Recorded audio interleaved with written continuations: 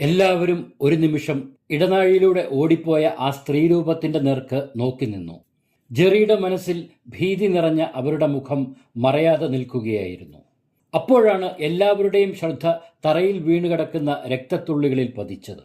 അതാ, രക്തത്തുള്ളികൾ ഇടനാഴി മുഴുവൻ ചാലുപോലെ ഒഴുകി പരന്നിരിക്കുന്നു. ആ സ്ത്രീക്ക് മുറിവേറ്റിരിക്കുന്നു.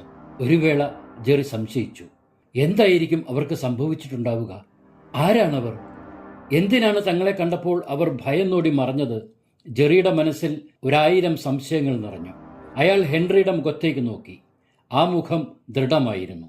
ഒരു നിമിഷത്തെ ആലോചനയ്ക്ക് ശേഷം ആ സ്ത്രീയെ പിന്തുടരാൻ ജെറി ഒരുങ്ങി. ഹെൻറി, വരൂ, അവർക്കെന്താണ് സംഭവിച്ചതെന്ന് നമുക്ക് നോക്കാം. ഉത്കണ്ഠയോടെ ജെറി പറഞ്ഞിട്ട് ഇടനാഴിയിലൂടെ വേഗം നടക്കാൻ ഒരുങ്ങി. പെട്ടെന്ന് ഹെൻറി ജെറിയെ പിന്നിൽ നിന്ന് പിടിച്ചു വലിച്ചു തടസ്സപ്പെടുത്തി. അരുത്, സാഹസത്തിന് താങ്കൾ മുതിരരുത്. അതൊരു ചതിയാണ്. പ്രഭുവിൻ്റെ മറ്റൊരു അടവ് മാത്രമാണ്. ഇപ്പോൾ ആ സ്ത്രീയുടെ പിന്നാലെ വീണ്ടും വിചാരമില്ലാതെ താങ്കൾ ഈ കോട്ടയിലെ അജ്ഞാതമായ വഴികളിലൂടെ പോയാൽ നമ്മളെ സമർത്ഥമായി അപകടപ്പെടുത്താനും ഒരുപക്ഷെ ഇല്ലാതാക്കാനും തന്നെ പ്രഭുവിന് കഴിയും. നമുക്കിപ്പോൾ ഈ കോട്ടയെക്കുറിച്ച് ഒരു രൂപവുമില്ല.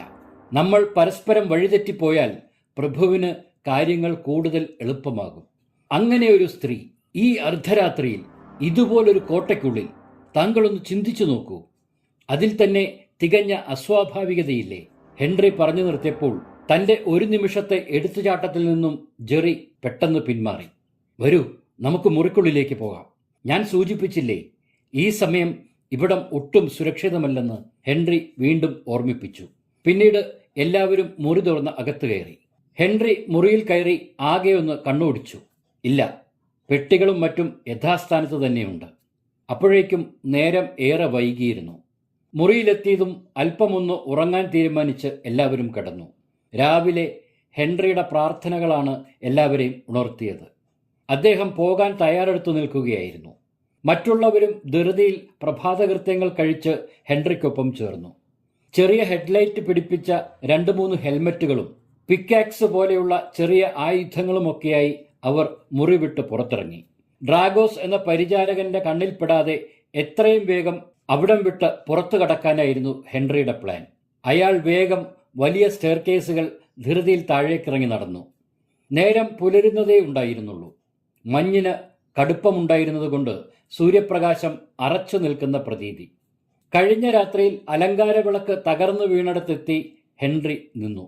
പുറത്തേക്ക് പോകുന്നതിന് മുൻപ് കോട്ടയുടെ ഉൾവശം ചുറ്റിപ്പരിശോധിക്കാനായിരുന്നു ഹെൻറിയുടെ തീരുമാനം. വീണ്ടും പടികളിറങ്ങാതെ ഹെൻറി വിശാലമായ ഹാളിന്റെ വലതുവശത്ത് കണ്ട ഇടനാഴിയിലൂടെ മുന്നോട്ട് നടന്നു. അല്പദൂരം ആ നീണ്ട ഇടനാഴിയിലൂടെ മുന്നോട്ട് നടന്നപ്പോൾ മുന്നിലായി വലിയൊരു പടിക്കെട്ട് കാണപ്പെട്ടു.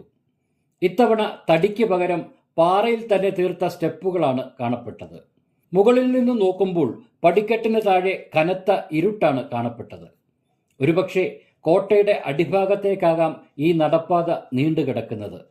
ഇത്തരം ഭൂഗർഭ അറകൾ പഴയകാലത്തെ കോട്ടകളുടെ ഒരു പ്രത്യേകത തന്നെയാണ്. ശത്രുക്കളെ ഒഴിഞ്ഞ് മറഞ്ഞിരിക്കാൻ സൗകര്യമുള്ള തരത്തിലാണ് അതിൻ്റെ നിർമ്മാണം എന്നതിനാൽ തന്നെ ഏറെ അപകടം പിടിച്ച ഇടങ്ങളാവും കൂടുതലും. അത് കണക്കുകൂട്ടിയാണ് ഇത്തരം ഹെൽമറ്റുകളും ശക്തിയേറിയ ടോർച്ചുകളും കയ്യിൽ കരുതിയത്. മറ്റെന്തെങ്കിലും പ്രതിബന്ധങ്ങൾ അപ്രതീക്ഷിതമായി മുന്നിൽപ്പെട്ടാൽ പിക്കാക്സും 1-2 മൂർച്ചേറിയ ആയുധങ്ങളും കൈവശമുണ്ട്. ഹെൻറി കണക്കുകൂട്ടി. കാലപ്പഴക്കമുള്ളവയാണ്. ഓരോ ചുവടും സൂക്ഷിച്ചു വയ്ക്കണം. വളരെ കരുതലോടെ മാത്രമേ ഓരോ അടിയും മുന്നോട്ട് നടക്കാവൂ, ഹെൻറി നിർദ്ദേശിച്ചു. ജെറിയുടെ കയ്യിൽ ഹെൻറി നൽകിയ വിശേഷപ്പെട്ട ഒരു തോക്കാണ് ഉണ്ടായിരുന്നത്. ശുദ്ധമായ വെള്ളിയിൽ തീർത്ത ബുള്ളറ്റുകളാണ് അതിൽ നിറച്ചിരിക്കുന്നതെന്ന് അത് കൈമാറുമ്പോൾ ഹെൻറി സൂചിപ്പിച്ചിരുന്നു. അതിൻ്റെ കാരണവും പാതിരി വിശദീകരിച്ചിരുന്നു. ദുരാത്മാക്കൾക്ക് വെള്ളി ഭയമാണ്. വെള്ളിയുടെ തിളക്കത്തെ ഇരുട്ടിന്റെ ആത്മാക്കൾ വെറുക്കുന്നു. മറ്റു ലോഹങ്ങളെക്കാൾ ഏറെ ഫലപ്രദമാണ് ഇക്കാര്യത്തിൽ വെള്ളി കൊണ്ടുള്ള വസ്തുക്കൾ. അപ്പോഴേക്കും ഹെൻറി പടിക്കെട്ടുകൾ ഇറങ്ങിത്തുടങ്ങിയിരുന്നു. ഹെൽമറ്റിൽ ഘടിപ്പിച്ച വെളിച്ചത്തിൽ കുത്തനെയുള്ള കരിങ്കൽ പടവുകൾ താഴേക്ക് നീണ്ടു പോവുകയാണ്. പൊടിയും കടവാവലിന്റെ കാഷ്ടവുമൊക്കെ കൂടിക്കൊഴഞ്ഞ ഗന്ധം അവിടമാകെ നിറഞ്ഞിരുന്നു. വെളിച്ചം താഴേക്കിറങ്ങും തോറും കുറഞ്ഞു കുറഞ്ഞു വരുന്നു. ഏതാണ്ട് 40ഓളം പടവുകൾ ഇറങ്ങിക്കാണണം. ഒരിടുങ്ങിയ ഇടനാഴിയിലാണ് അവർ എത്തിച്ചേർന്നത്. ആർതർ പോക്കറ്റിൽ നിന്നും ഒരു ചോക്കിന്റെ കഷ്ണമെടുത്ത് കരിങ്കൽ ഭിത്തികളിൽ ദിശ അടയാളപ്പെടുത്തിക്കൊണ്ടിരുന്നു. തിരികെ പോരുവാൻ അതവർക്ക് സഹായകരമാവും. ഹെൻറിക്ക് പിന്നാലെ ജാഗ്രതയോടെ എല്ലാവരും മുന്നോട്ട് നടന്നെത്തിച്ചേർന്നത് കൂറ്റനൊരു വാതിലിന് മുന്നിലായിരുന്നു. ഏതാണ്ട് കോട്ടയുടെ മുൻവശത്തെ പ്രധാന കവാടത്തിനോടടുത്ത് ഉയരവും വീതിയുമുള്ള മറ്റൊരെണ്ണം. ചങ്ങലകൾ കൊണ്ട് പരസ്പരം ബന്ധിപ്പിച്ച നിലയിലായിരുന്നുവെങ്കിലും താഴുകൾ ഉപയോഗിച്ച് അത് പൂട്ടിയിരുന്നില്ല. എന്താണ് ആ വാതിലിന് പിന്നിലെന്ന് ഹെൻറി സംശയിച്ചു. പിന്നെ മറ്റുള്ളവരുടെ മുഖങ്ങളിലേക്ക് നോക്കി. ആർതർ വാതിൽ തുറക്കാം എന്ന് കണ്ണുകൾ കൊണ്ട് ആംഗ്യം കാട്ടി. അതോടെ ആ കൂറ്റൻ വാതിൽ തുറക്കാൻ തന്നെ ഹെൻറി തീരുമാനിച്ചു. വാതിലിനൊത്ത ആ കനത്ത ചങ്ങലകൾ ബുദ്ധിമുട്ടിയാണെങ്കിലും 4 പേരും ചേർന്ന് അഴിച്ചുമാറ്റി. തുടർന്ന് ഒന്നിച്ച് എല്ലാവരും ശക്തിയായി തള്ളിയപ്പോൾ കവാടം പകുതി തുറന്നു. വിശാലമായ ഒരു മുറിയായിരുന്നു അവർക്ക് മുന്നിൽ കാണപ്പെട്ടത്. ടോർച്ചുകൾ പ്രകാശിപ്പിച്ച് ചുറ്റും നോക്കിയപ്പോൾ അതൊരു സ്റ്റോർ റൂം പോലെ കാണപ്പെട്ടു. വലിയ മരവീപ്പകളും ഭരണികളും മരത്തിൽ തീർത്ത പെട്ടികളുമൊക്കെ അടുക്കി വച്ചിരിക്കുന്ന ഒരിടം. ഒരുപക്ഷെ പഴയകാലത്ത് രാജകുടുംബാംഗങ്ങൾക്കായി ഉപയോഗിക്കപ്പെട്ടിരുന്നവയാകാം അതെന്ന് അവരൂഹിച്ചു. അവയ്ക്ക് നടുവിലൂടെയുള്ള ചെറിയ വഴിയിലൂടെ അവർ വീണ്ടും മുന്നോട്ട് നടന്നു.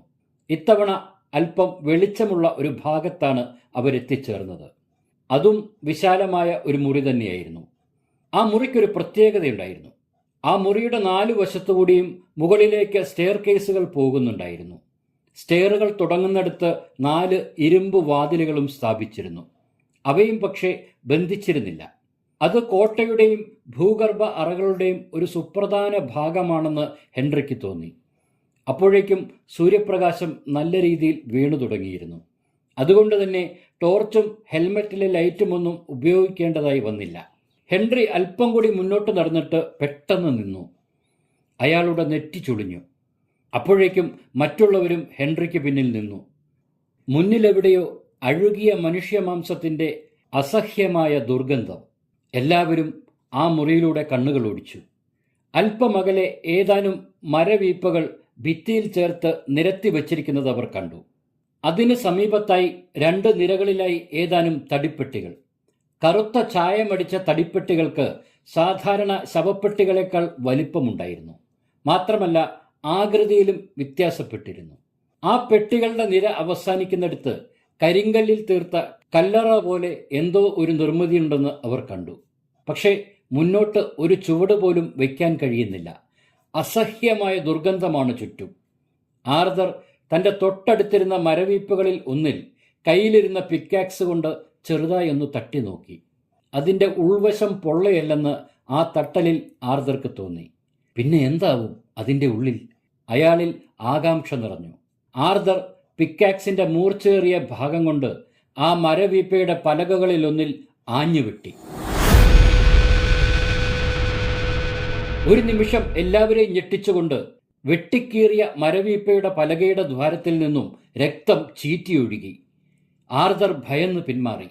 നിമിഷങ്ങൾ കൊണ്ട് തറയാകെ രക്തമൊഴുകി പടർന്നു.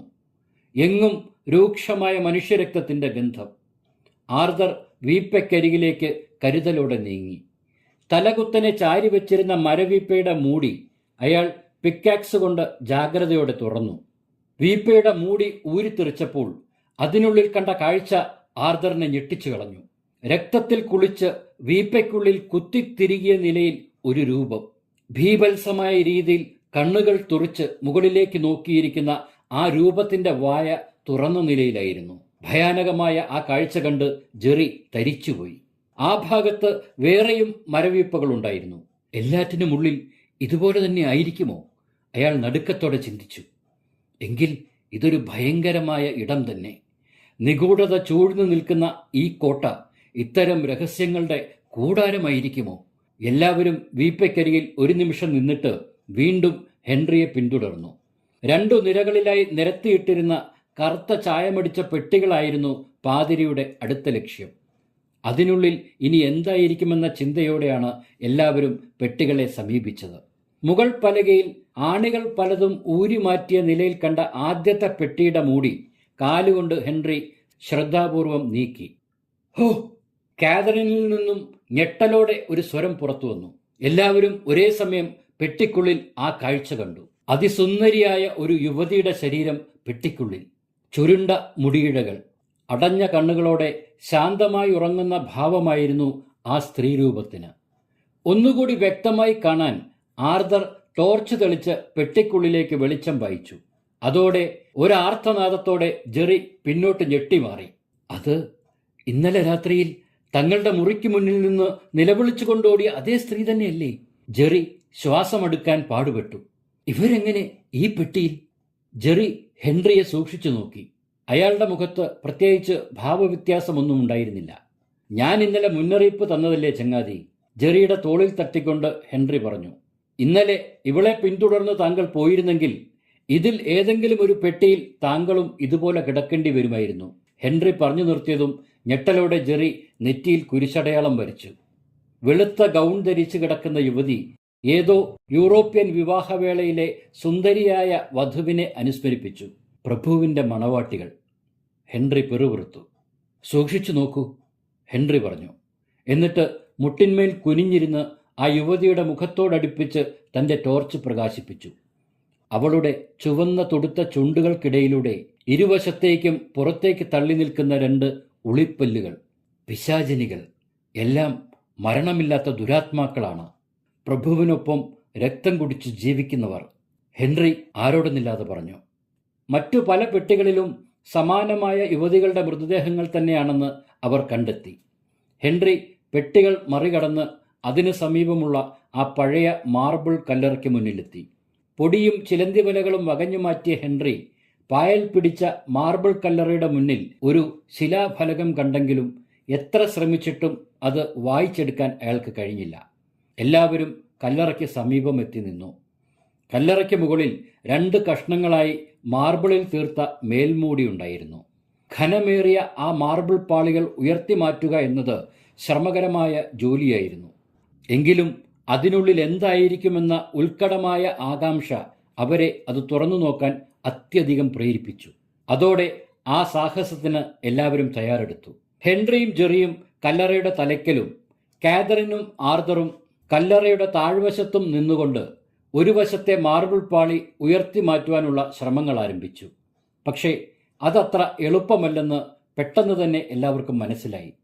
ഘനമേറിയ ആ കരിങ്കൽ പാളിയെ കല്ലറയുടെ ഒതുക്കുകളിൽ നിന്നും ഉയർത്തി മാറ്റാൻ ആദ്യ ശ്രമത്തിൽ അവർക്ക് കഴിഞ്ഞില്ലെങ്കിലും മൂടി അല്പം തെന്നിമാറപ്പെട്ടിരുന്നു. അതോടെ ജെറിക്ക് ഉള്ളിലേക്ക് കൈകടത്തി ബലമായി മാർബിൾ പാളിയിൽ പിടിമുറുക്കാനുള്ള ഒരവസരമുണ്ടായി. താഴെ ഭാഗത്തും ആർതറിനും അങ്ങനെ പിടിക്കാനുള്ള വഴി തെളിഞ്ഞതോടെ വീണ്ടും അവർ കഠിനമായ ശ്രമം തുടർന്നു. അല്പം കൂടി ഉയർന്ന പാളി, പക്ഷേ എല്ലാവരുടെയും പ്രതീക്ഷകൾക്ക് വിപരീതമായി ഒരു വശത്തേക്ക് തെന്നി വീണ്ടും താഴേക്ക് പതിച്ചു. ജെറിയിൽ നിന്നും ഉച്ചത്തിൽ ഒരു നിലവിളി ഉയർന്നു. എല്ലാവരും ഞെട്ടിത്തെറിച്ചുപോയി. തെന്നി വീണ മാർബിൾ പാളികൾക്കിടയിൽ ജെറിയുടെ വിരലുകൾ കുടുങ്ങിപ്പോയിരുന്നു. അതികഠിനമായ വേദനയിൽ അയാൾ അലറിക്കരഞ്ഞുകൊണ്ടേയിരുന്നു. ഒരു നിമിഷത്തെ പകപ്പിൽ നിന്ന് മുക്തരായ ഹെൻറിയും മറ്റും സർവശക്തിയും ഉപയോഗിച്ച് മാർബിൾ പാളി വലിച്ചു മാറ്റാൻ ശ്രമിച്ചുകൊണ്ടിരുന്നു. നിരന്തരമായ ശ്രമങ്ങൾക്കൊടുവിൽ അവർക്ക് അത് വലിച്ചു നീക്കാൻ കഴിഞ്ഞു. ജെറി തൻ്റെ കൈകൾ പുറത്തേക്ക് വലിച്ചെടുത്തു. അയാളുടെ ചൂണ്ടുവിരലിൻ്റെ നഖം പൂർണ്ണമായും ചതഞ്ഞുപോയിരുന്നു. അതിലൂടെ രക്തം ഒഴുകിയിറങ്ങുന്നുണ്ടായിരുന്നു. അസഹ്യമായ വേദന കടിച്ചമർത്തി ജെറി നിന്നു. ഇതിനിടയിൽ മാർബിൾ കല്ലറയുടെ ഒതുക്കുകളിലൂടെ ജെറിയുടെ രക്തം ഒഴുകി കല്ലറയ്ക്കുള്ളിലേക്ക് വീണുകൊണ്ടിരുന്നത് ആരും അറിഞ്ഞിരുന്നില്ല. ജെറിയുടെ അവസ്ഥയിൽ ഖിന്നരായിപ്പോയ ഹെൻറിയും മറ്റും ജെറിയെ താങ്ങി നിലത്തിരുത്താൻ ശ്രമിക്കുകയായിരുന്നു. കല്ലറയ്ക്കുള്ളിൽ എന്താണെന്ന് നോക്കാൻ പോലും ആ സമയം അവർ ശ്രമിച്ചതുമില്ല. കാതറിനും ആർതറും ജെറിക്കൊപ്പം നിൽക്കുമ്പോഴാണ് മാർബിളിലൂടെ കല്ലറയ്ക്കുള്ളിലേക്ക് രക്തം കിനിയുന്ന ആ കാഴ്ച ഹെൻറിയുടെ ശ്രദ്ധയിൽപ്പെട്ടത്. ഒരു നിമിഷം അയാളുടെ മനസ്സിൽ അപകടമണി മുഴങ്ങി. കുതിച്ചെഴുന്നേറ്റ ഹെൻറി തൻ്റെ വസ്ത്രങ്ങൾ കൊണ്ട് മാർബിളിൽ പതിച്ച ചോരത്തുള്ളികൾ തുടച്ചെടുക്കാൻ ഒരു ശ്രമം നടത്തി. പക്ഷെ താൻ വൈകിപ്പോയെന്ന് പെട്ടെന്ന് തന്നെ പാതിരിക്ക് മനസ്സിലായി. കല്ലറയ്ക്കുള്ളിൽ നിന്നും അതിഘോരമായ ഒരലർച്ച ഉയർന്നു കേട്ടു. ആ മുറിയും കോട്ട തന്നെയും ഒന്നാകെ ആ അലർച്ചയിൽ കിടുങ്ങി വിറച്ചുപോയി. എന്താണ് സംഭവിക്കുന്നതെന്ന് ആർക്കും ഒരു പിടിയും കിട്ടിയില്ല. അതിനു മുമ്പ് തന്നെ അതിഭീകരമായ രംഗങ്ങളാണ് അവർക്ക് മുന്നിൽ ഉണ്ടായത്. കഴിഞ്ഞ ഏതാനും നേരമായി തങ്ങൾ 4 പേരും ഉയർത്തിമാറ്റാൻ കഠിനമായി പരിശ്രമിച്ച ആ കല്ലറയുടെ മേൽത്തട്ടുകൾ ഒരു നിമിഷത്തിൽ ഇരുവശങ്ങളിലേക്കും ആരോ എടുത്തെറിഞ്ഞതുപോലെ തെറിച്ചുപോയി. വലിയ ശബ്ദത്തോടെ അത് താഴേക്ക് പതിച്ചു. അതിന്റെ ആഘാതത്തിൽ നിലതെറ്റിയ 4 പേരും അല്പദൂരത്തേക്ക് തെറിച്ചു വീണതും അതിഘോരമായ ഒരു ആക്രോശത്തോടെ കല്ലറയ്ക്കുള്ളിൽ നിന്നും അതിഭീകരനായ ഒരു ജന്തു ഉയർന്നു ചാടി കല്ലറയുടെ മുകളിൽ നിന്നു.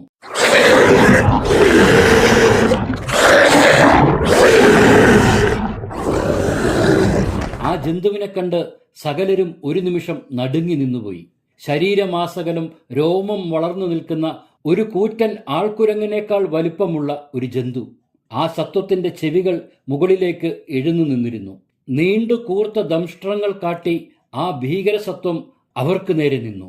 ഒരു ചെന്നായയ്ക്ക് സമാനമായ മുഖമുള്ള അതിന്റെ കണ്ണുകൾ ചുവന്ന് തീ പാറുന്ന പോലെ തോന്നി.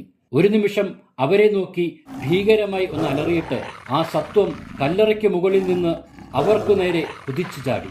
ഒന്നിനും സാവകാശം കിട്ടാതെ അന്താളിച്ചു നിന്ന 4 സംഘത്തിന്റെ നടുവിലേക്ക്.